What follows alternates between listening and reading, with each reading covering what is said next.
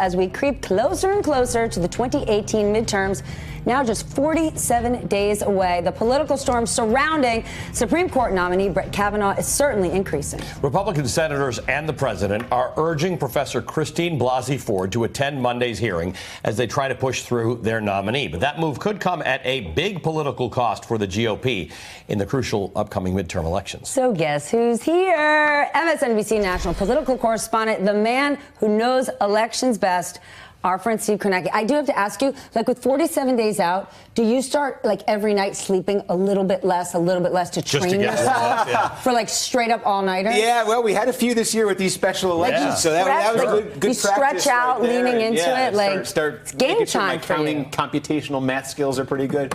Be ready for this one, I think. Yeah. So what's the math on this for Republicans? There's some danger.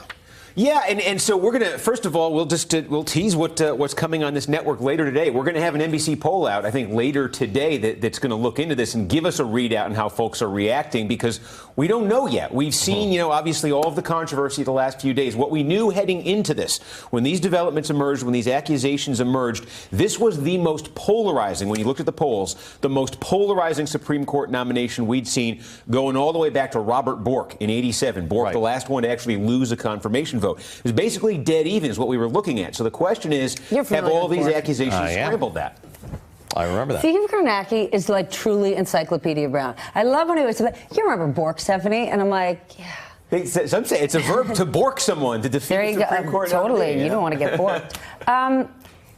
You're saying we have the NBC poll out today. Given the election we've just come off, meaning the presidential election, how people share this information, how they're going to vote, are you depending on these polls as much as you once were, especially around issues like this? Are people really showing what they're doing? Yeah, well, I mean, again, that's the question, that the 2016 example. What was the biggest scandal to hit Donald Trump in the home stretch of that campaign was the Access Hollywood tape. And the assumption, even from Republicans, was he's cooked.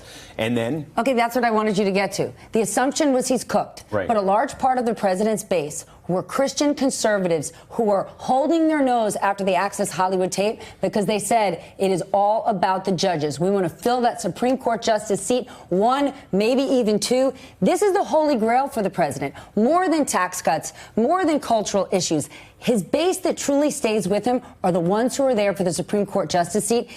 This is one of the very rare times we're seeing the president even slightly restrained in how he's talking about Brett Kavanaugh. And this is where I think the politics of this, and again, I'm waiting to see what this poll looks like, what others look like, but this is where the politics of this are potentially complicated, I think, because you mentioned how important Supreme Court openings, Supreme Court vacancies are to the conservative base, to the Republican base. So if this nomination gets withdrawn, if it were to reach that point, if it were to, somehow be derailed and this becomes an open issue, does that motivate that base to turn out to make sure the Senate stays Republican, make sure it can be filled? Conversely, what have we seen on the Democratic side, Les, starting the weekend of President Trump's inauguration? Mobilization of women, mobilization around women's issues, a historic gender gap when you look at the president's approval rating. So the other question we're looking at with the polls is the Democratic base, what's really become the Democratic base the last 2 years.